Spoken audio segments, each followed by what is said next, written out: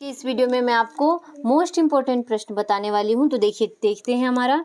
सखी ने गोपी से कृष्ण का कैसा रूप धारण करने का आग्रह किया था, अपने शब्दों में वर्णन कीजिए। तो देखिए, इस प्रश्न में आपको एक सखी ने गोपी से यानी कि एक सखी ने अपनी दूसरी सखी से यानी कि गोपी से कृष्ण का कैसा रूप धारण करने का आग्रह किया था।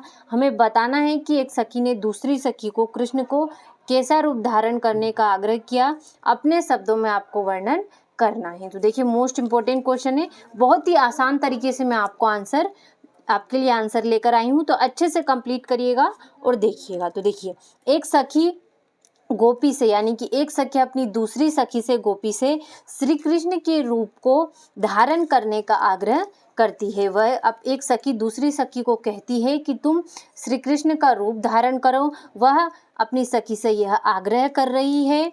वह चाहती है कि गोपी श्री कृष्ण की तरह मोर मुकुट धारण करे, गले में गुंजा फल की माला पहने, पीताम्बर ओढ़ ले और अपने होठों पर मनमोहिनी बंसी धारण करके मधुर स्वर में बजाए। तो देखिए, इस तरीके से कुछ नहीं है इस प्रश्न में डिफिकल्ट, बहुत ही आसान प्रश्न है, आंसर है। अच्छे से समझेंगे तो आपको एक ही बार में अच्छे से कंप्लीट हो जाएगा। देखिए, एक सखी अपनी दूसरी सखी को यानी कि गोपी से कहती है कि तुम श्री कृष्ण का रूप धारण करो, उन्हीं की तरह श्री कृष्ण की तरह मोर मुकुट पहनो, गले में गुंजा फल की माला पहनो, पीला पीताम्बर ओढ़ लो और अपने होठों पर मनमोहिनी बंसी धारण करके उसे मधुर स्वर में बजाओ। तो देखिए, इस तरीके से गोपी अपनी सखी को श्री कृष्ण का संपूर्ण रूप धारण करने का आग्रह करती है। तो देखिए, इस तरीके से वह आग्रह कर रही है अपनी गोपी सखी से या अपनी गोपी से कि अब तुम अच्छे से मोर मुकुट धारण करो श्री कृष्ण की तरह,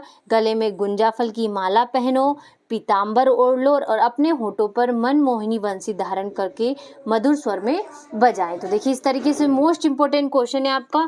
बहुत ही आसान तरीके से मैंने आपको बताने या समझाने की कोशिश की है, तो आप इसे अच्छे से देखिएगा और स्क्रीनशॉट के माध्यम से कंप्लीट करिएगा। बहुत ही आसान तरीके से मैंने आपको बताने की कोशिश की है। तो देखिए, आपका पूरा प्रश्न कंप्लीट हुआ। इसे अच्छे से कंप्लीट करिएगा।